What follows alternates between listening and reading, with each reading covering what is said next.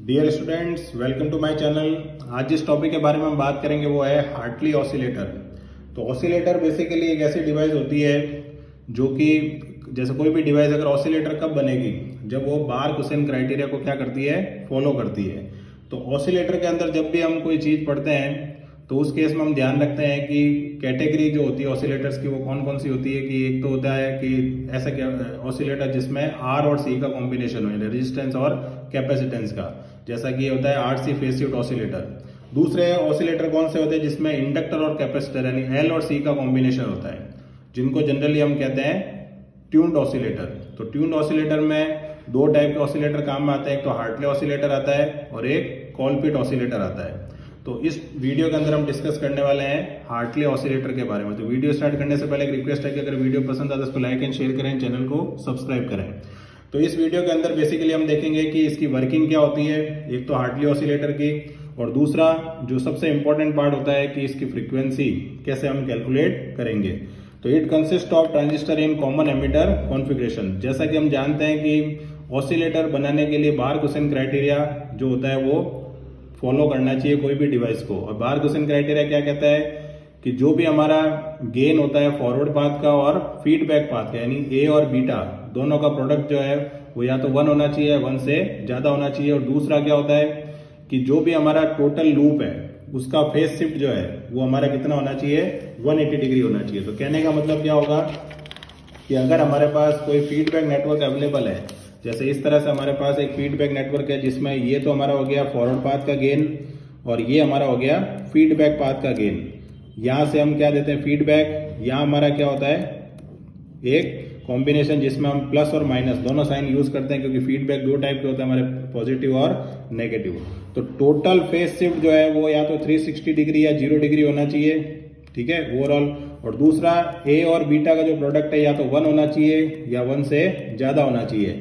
अगर ये दोनों प्रॉपर्टी फॉलो होती हैं, जिसको हम बार्क-हुसेन क्राइटेरिया कहते हैं, तभी कोई डिवाइस किसकी तरह काम करती है, ऑसिलेटर की तरह। इसका मतलब क्या हुआ कि जब भी हम ऑसिलेटर बनाएंगे तो उस केस में हमें ध्यान रखना पड़ेगा कि जो हमारी डिवाइस है जिसके अंदर फॉरवर्ड और फीडबैक पाथ है वो टोटल फेज शिफ्ट कितना डेवलप करना चाहिए, 360 डिग्री या फिर 0 डिग्री। तो कॉमन एमिटर कॉन्फ़िगरेशन जब भी हम यूज करते हैं ट्रांजिस्टर का तो वो कितने डिग्री फेज शिफ्ट देता है, 180 डिग्री फेज शिफ्ट देता है।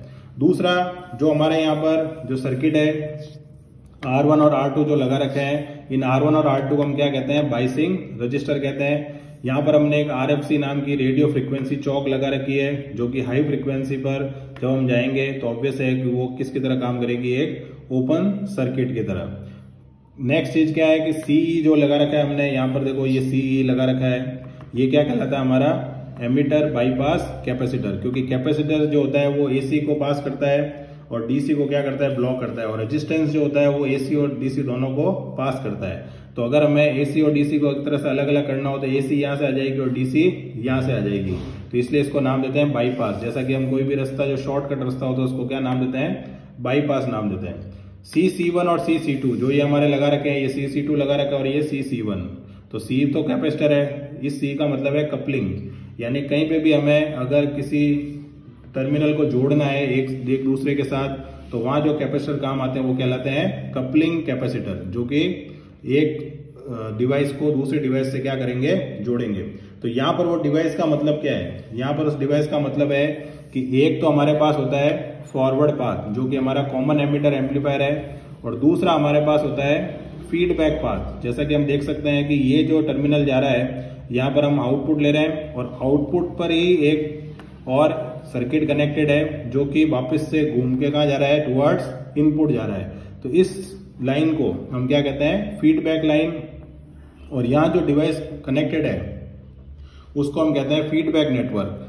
तो जो हमारा फॉरवर्ड है और जो हमारा फीडबैक है, जैसे ए और बीटा, इन दोनों की वजह से जो टोटल फेज शिफ्ट कितना होना चाहिए, 360 डिग्री या 0 डिग्री। तो कॉमन एमिटर हम जानते हैं कि 180 डिग्री फेज शिफ्ट देता है, तो ऑब्वियस है कि ये जो इंडक्टर और कैपेसिटर का कॉम्बिनेशन है ये भी कितने डिग्री फेज शिफ्ट देना चाहिए, 180 डिग्री। तो टोटल मिला के फेज शिफ्ट कितना हो जाएगा, 360 डिग्री।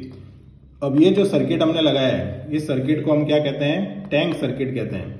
तो टैंक वर्ड जब भी आता है तो उसका मीनिंग क्या होता है कि ऐसी चीज जो कुछ स्टोर करे।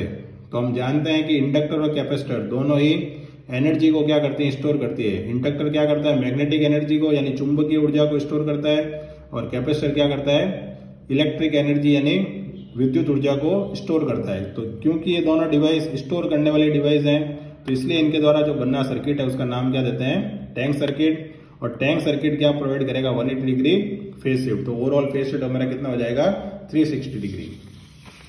अब हमारा जो मेन पार्ट है कि derivation of frequency of oscillation, यानी वो फ्रीक्वेंसी जहां पर ये डिवाइस ऑसिलेटर की तरह काम करेगी।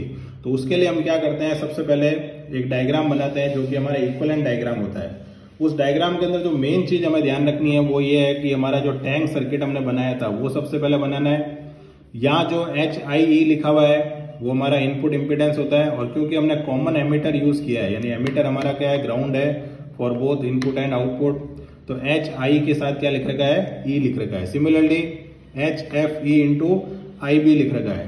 तो ये जो H पैरामीटर मॉडल हमने बनाया है, जिसका वीडियो हमारे चैनल पे अवेलेबल है, तो आप जाके वहां पर देख सकते हैं। तो अब HFE IB और HIE ये दो चीजें कहां से आई है, ये दो चीजें आई है ट्रांजिस्टर से, यानी कॉमन एमीटर जो हमने कॉन्फ़िगरेशन में ट्रांजिस्टर यूज किया है उससे इक्विवेलेंट सर्किट से हमारे को ये दो जो पैरामीटर है वो कंसीडर करना है। और ये जो पैरामीटर है ये हमारा किसके लिए था, फीडबैक सिग्नल के लिए। तो ये हमारा इनपुट टू फीडबैक है, ये हमारा इनपुट टू एम्पलीफायर है। अब इस सर्किट के अंदर अगर हम देखते हैं तो यहाँ 3 लूप नजर आ रहे हैं। तो 3 लूप अगर है तो ऑब्वियस है कैलकुलेशन थोड़ी बड़ी होगी। तो हम जानते हैं कि अगर करंट सोर्स के पैरेलल में कोई भी रेजिस्टेंस, इंडक्टेंस या कैपेसिटेंस लगा हुआ है तो हम उस करंट सोर्स को वोल्टेज सोर्स में बदल सकते हैं, जिससे वो जो रेजिस्टेंस, कैपेसिटेंस या इंडक्टेंस है वो पैरेलल की जगह क्या आ जाएगा, सीरीज में। तो सबसे पहले हमने क्या किया है, नंबर ऑफ लूप जो अभी 3 नजर आ रहे हैं, क्योंकि हमें 3 लूप है तो उतनी करंट की इक्वेशन लिखनी पड़ेगी, तो उसको अगर हम रिड्यूस करते तो हमारा काम आसान हो जाएगा। तो बाय सोर्स ट्रांसफॉर्मेशन हम क्या करेंगे, जो हमारा ये वाला पार्ट था उसके अंदर करंट सोर्स था और एक हमारा इंडक्टर था, उसको हमने कन्वर्ट कर दिया। देखो इंडक्टर कहाँ गया, सीरीज में, और क्योंकि ये करंट है और ये एक तरह से मान लेते हैं रेजिस्टेंस है, तो V बराबर क्या होता है, I इंटू R, यानी HFE IB इंटू L2 तो डायरेक्ट लिखते नहीं है, तो क्या लिखते हैं, XL2। तो XL क्या कहलाता है, इंडक्टिव रिएक्टेंस। XL को हम क्या नाम देते हैं, इंडक्टिव रिएक्टेंस, ठीक है, जिसकी वैल्यू क्या लिख सकते हैं, J ओमेगा L। और अगर मान लेते हैं आपके पास कैपेसिटेंस आ जाता है तो उसकी जगह क्या लिखेंगे, XC, जिसकी वैल्यू होती है 1/j ओमेगा C, उसको कहते हैं कैपेसिटिव रिएक्टेंस। तो यहां पर क्या हुआ है, HFE IB को XL2 से मल्टीप्लाई करके क्या डेवलप हो गया, वोल्टेज। और क्योंकि करंट की डायरेक्शन जो है वो ऊपर से नीचे की तरफ है, इसलिए ऊपर हमें माइनस साइन लगाना है और नीचे कौन सा साइन लगाना है, प्लस। और ये फायदा और हो गया कि पहले हमारे पास कितने लूप थे, 3 लूप थे, अब हमारे पास कितने लूप हो गए, 2 लूप हो गए। तो पहला काम हमने क्या किया है, सोर्स ट्रांसफॉर्मेशन से नंबर ऑफ जो लूप्स हैं उनको रिड्यूस कर दिया है। तो V0 की वैल्यू आ गई हमारे पास, ठीक है। अब यहां से अगर मुझे टोटल करंट निकालनी है तो करंट का फॉर्मूला क्या होता है, V/R होता है। तो V तो हमारा हो गया V0 विद नेगेटिव साइन, क्यों, क्योंकि ऊपर माइनस है और नीचे प्लस है। और R का मतलब क्या होगा, टोटल रेजिस्टेंस जो इस सर्किट का है। तो अगर ये करंट आगे जाती है तो करंट यहाँ पर क्या होगी, डिवाइड होगी। तो जब भी करंट डिवाइड होती है तो वो पैरामीटर आपस में क्या होते हैं, पैरेलल। और जहां करंट डिवाइड नहीं होती वो पैरामीटर आपस में क्या होते हैं, सीरीज। तो ये दोनों आपस में सीरीज में है, ये दोनों पैरेलल में। और आपस में अगर मैं ये दोनों पैरेलल को एक कंबाइन कर दूंगा तो ये जो कॉम्बिनेशन जो पैरामीटर आएगा वो इनके साथ वापस से क्या हो जाएगा, सीरीज में। तो ये हमने लिखा है, देखो L2 को क्या लिखा है, XL2, C को क्या लिखा है, XC, L1 को लिखा है XL1, HI as it is है। ये दोनों पैरेलल हैं और आपस में ये दोनों कैसे हैं, सीरीज में। तो बीच में क्या साइन लगा दिया, प्लस। अब XL2 प्लस XC अगर हमें कैलकुलेट करना है, ठीक है, तो उसके लिए क्या करेंगे, XL2 को लिख देना J ओमेगा L2 और XC को लिख देना 1/j ओमेगा C। तो ये दोनों तो सीरीज में ऐड हो जाएंगे। ये दोनों आपस में क्या है, पैरेलल है। तो पैरेलल कॉम्बिनेशन हम जानते हैं, R1 into R2 upon R1 plus R2। R मतलब रेजिस्टेंस, इंडक्टेंस या कैपेसिटेंस। तो XL1 की जगह क्या लिख देना, J ओमेगा L1 और J omega L1 plus HI। तो इस तरह से हमने क्या करा है, दोनों वैल्यू निकाल ली। अब हम क्या करेंगे, ये जो वैल्यू आई और ये जो वैल्यू है इन दोनों को रिस्पेक्टिव पोजीशन पे रख देंगे। तो ये हमने किया है। और दूसरा काम एक और करना है हमें कि जहां पर J ओमेगा लिखा हुआ वहां क्या लिखना है, S लिखना है, ताकि हमारा कैलकुलेशन थोड़ा आसान हो जाए।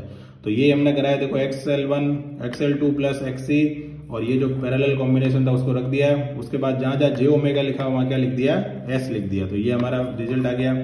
अब हम क्या करेंगे, एलसीएम लेंगे। तो नीचे एलसीएम देखो इसका एससी आएगा, तो एससी एलसीएम जो आएगा वो इसके साथ मल्टीप्लाई होगा और वो जो एलसीएम आएगा वो कहाँ चला जाएगा, ऊपर। सिमिलरली यहाँ पर एलसीएम क्या आएगा, L1S प्लस HI, और वो भी एलसीएम जो टोटल आएगा वो कहाँ चला जा सकता है, ऊपर। तो सबसे पहले हमने यही किया है, यहाँ पर SC एलसीएम ले लिया, तो S स्क्वायर L2C हो गया प्लस 1, और ये एज इट इज रख दिया। उसके बाद ये दोनों एलसीएम बनेंगे और ये दोनों एलसीएम बन के कहाँ चले गए, देखो ऊपर चले गए। तो जब ये मल्टीप्लाई होंगे तो ऑब्वियस है कि 1 प्लस S स्क्वायर L2C के साथ कौन मल्टीप्लाई होगा, SL1 प्लस HI, और SL1 HI के साथ कौन मल्टीप्लाई होगा, SC। तो ये हमने वैल्यू रख दी है यहाँ पर, ठीक है। उसके बाद हमें क्या करना है, यहाँ पर जब मल्टीप्लाई करेंगे तो S इंटू S स्क्वायर हो गया, HFE IB L2C as it is, और ये एज इट इज।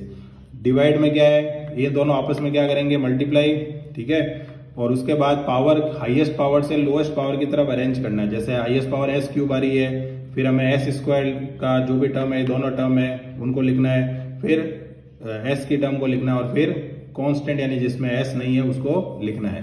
तो ये हमने किया है। तो ऊपर वाला तो एज इट इज लिख दिया हमने, नीचे वाले में सबसे पहले हाईएस्ट पावर S क्यूब, उसके बाद S स्क्वायर के दो टर्म है, तो क्या क्या कॉमन आ रहा है, S स्क्वायर कॉमन आ रहा है, C कॉमन आ रहा है, HIE कॉमन आ रहा है। तो ब्रैकेट में क्या रह जाएगा, L1 प्लस L2, फिर SL1 लिख दिया और फिर HIE लिख दिया।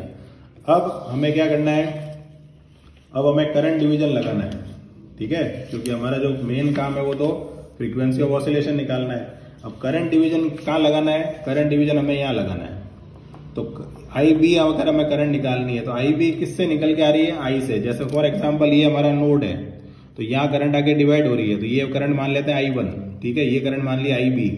तो IB अगर हमें चाहिए, क्योंकि वो फीडबैक जो वोल्टेज है उसके अक्रॉस ही है, तो IB के लिए हम करंट डिवीजन अगर अप्लाई करते हैं तो उस केस में क्या होता है, करंट ऑलवेज इनवर्सली प्रोपोर्शनल होती है R के, यानी व्युत्क्रमानुपाती होती है। तो अगर मुझे इस ब्रांच की करंट निकालनी यानी IB निकालनी है तो मुझे रेजिस्टेंस कौन सी ब्रांच का ऊपर लिखना पड़ेगा, अपोजिट ब्रांच का, ठीक है। और अगर मुझे मान लेते हैं I1 निकालना होता तो मैं ऊपर कौन सा रेजिस्टेंस लिखता, HIE। तो हमने देखो ये लिखा है XL1 ऊपर क्यों लिखा है, क्योंकि XL1 जो है वो अपोजिट ब्रांच का रेजिस्टेंस है, यानी उस ब्रांच का रेजिस्टेंस है जिसमें IB फ्लो नहीं हो रही है, upon total resistance. Total resistance में ये दोनों ही काम आएंगे, क्यों, क्योंकि करंट यहाँ आके डिवाइड हुई है। तो जहां करंट डिवाइड होती है जिन रेजिस्टेंस में, उन्हीं रेजिस्टेंस को हम यूज करते हैं। तो हमने ये लिखा है, और टोटल करंट क्या हो गई, I, जिसको हम डिवाइड करें। तो XL1 ऊपर क्यों आया, क्योंकि XL1 IB के अपोजिट ब्रांच में रेजिस्टेंस था, upon total resistance into total current जो कि है I। अब XL1 को क्या लिख देंगे, jωL1 upon jωL1 plus HI into I। Similarly यहाँ पर भी वही काम करना है, jω की जगह भी थोड़ी देर के लिए क्या लिख देना है, S लिख देना है। तो ये हमारे पास किसकी वैल्यू आ गई, IB in terms of I। अब अभी हमने थोड़ी देर पहले किसकी वैल्यू निकाली थी, I की वैल्यू निकाली थी। तो ये जो हमारा एक्सप्रेशन आया था ये किसका एक्सप्रेशन था, I का था, ठीक है। तो ये वाली जो I की वैल्यू हमने निकाली है ये हम यहाँ पुट कर देंगे। तो IB बराबर SL1 upon SL1 plus HI into I है, तो ये हमने एज इट इज I की वैल्यू पुट कर दी into SL1 upon SL1 plus HI। तो ये दोनों जो पैरामीटर है यानी जो ब्रैकेट में लिखे हुए वो दोनों आपस में क्या हो गए, कैंसिल आउट हो गए। सिमिलरली देखो यहाँ पर भी IB लिखा हुआ है और यहाँ पर भी IB लिखा हुआ था, IB से IB भी क्या हो गया, कैंसिल आउट। तो यहाँ क्या बच गया हमारे पास 1। बाकी जो पैरामीटर है वो एज इट इज हमने लिख दिए हैं, अपॉन में जो इक्वेशन है वो एज इट इज लिख दी है। अब जो S हमने लेट किया था उसको हमें पुट करना था। S बराबर क्या है हमारे पास, jω। तो S स्क्वायर क्या होगा, J मतलब होता है आयोटा, तो आयोटा स्क्वायर क्या होता है, -1, ठीक है। तो J स्क्वायर भी क्या होगा, -1, सेम चीज चलती है। तो इलेक्ट्रिकल और इलेक्ट्रॉनिक्स में आयोटा को J लिखते हैं और मैथमेटिक्स में हम आयोटा लिखते हैं। S क्यूब की वैल्यू क्या होगी कि भाई ओमेगा का तो ओमेगा क्यूब हो जाएगा, आयोटा क्यूब हम सब जानते हैं क्या होता है, माइनस आयोटा। तो J क्यूब क्या हो जाएगा, माइनस का J। तो यहाँ आ जाएगा माइनस का jω क्यूब, यहाँ आ जाएगा माइनस का ओमेगा स्क्वायर, यहाँ आ जाएगा jω, और यहाँ तो S है ही नहीं। तो क्या हो गया हमारे पास 1 equal to jω cube HFE C L1 L2। तो ऊपर देखो पहले से क्या था, नेगेटिव साइन था, और S क्यूब की value already minus jω cube है, तो माइनस माइनस क्या हो जाएगा, प्लस हो जाएगा। तो अब हमारे पास जो रिजल्ट आया है उसमें हमें इस तरह से वैल्यू मिली है। अब हम क्या करेंगे, रियल और इमेजनरी यानी वास्तविक और काल्पनिक भागों को अलग अलग कर देंगे। तो ऊपर तो अगर हम देखते तो पूरा का पूरा इमेजनरी यानी काल्पनिक भाग है, लेकिन नीचे जो है वो ये काल्पनिक है यानी जे है, ये वास्तविक है, ये काल्पनिक है इमेजनरी है, और ये रियल यानी वास्तविक है। तो पहले हमने रियल पार्ट को लिख दिया और फिर इमेजनरी पार्ट को लिख दिया। अब रियल और इमेजनरी अगर ऊपर और नीचे दोनों जगह होते हैं तो, और हमें हमेशा फ्रीक्वेंसी निकालने के लिए इमेजनरी पार्ट यानी काल्पनिक भाग की ही जरूरत पड़ती है। तो अगर दोनों जगह इमेजनरी पार्ट आ जाते हैं तो हम अगला टारगेट हमारा क्या होता है, रेशनलाइजेशन, ताकि हम एक पार्ट में क्या कर सके रियल और एक जगह ही क्या बचे इमेजनरी। अगर मान लो यहाँ पर इमेजनरी नहीं होता, केवल नीचे ही इमेजनरी होता, तब रेशनलाइजेशन करने की कोई जरूरत नहीं है। तो रेशनलाइजेशन में कभी करना है, परिमेयकरण तभी करना है जब ऊपर भी इमेजनरी पार्ट बच जाए और नीचे भी इमेजनरी पार्ट बच जाए। दो जगह इमेजनरी पार्ट अगर नहीं बचता है तो उस केस में रेशनलाइजेशन की कोई जरूरत नहीं है। तो हम रेशनलाइजेशन का बेसिक मीनिंग क्या होता है कि अगर हमारे पास इस तरह का फॉर्मेट है ए प्लस आयोटा बी, तो अपोजिट साइन ए माइनस आयोटा बी से हम क्या कर देते हैं, मल्टीप्लाई एंड डिवाइड। तो ये जो हमारे पास वैल्यू लिखी हुई है नीचे प्लस जे ओमेगा L1, तो ये रियल पार्ट तो एज इट इज आ जाएगा, रियल पार्ट में तो कोई दिक्कत नहीं आएगी, ये एज इट इज लिख दिया। इमेजनरी का साइन क्या हो जाएगा, चेंज, यानी प्लस का क्या हो गया देखो माइनस, बाकी कोई टर्म में चेंज नहीं आया है। ये जो पैरामीटर लिखा हुआ था ये एज इट इज बार लिखा हुआ है और इक्वल टू हमारा 1 चल रहा है। अब a प्लस आयोटा बी को अगर a माइनस आयोटा बी से मल्टीप्लाई करते हैं तो a इंटू ए क्या होता है ए स्क्वायर, इसको मल्टीप्लाई करेंगे तो माइनस ए आयोटा बी, इसको करेंगे तो प्लस का a iota b, b into b square, iota square क्या होता है माइनस प्लस माइनस। तो वैसे तो a plus b into a minus b, a square minus b square होता है, लेकिन आयोटा स्क्वायर खुद क्या होता है -1, तो इसलिए यहाँ क्या आ जाएगा प्लस। तो ये दोनों टर्म क्या हो जाएंगे कैंसल। तो हमारे पास क्या बचेगा ओवरऑल ए स्क्वायर प्लस बी स्क्वायर, यानी रियल पार्ट का स्क्वायर प्लस इमेजनरी का स्क्वायर। तो ये हमारा रियल पार्ट है और ये हमारा इमेजनरी है।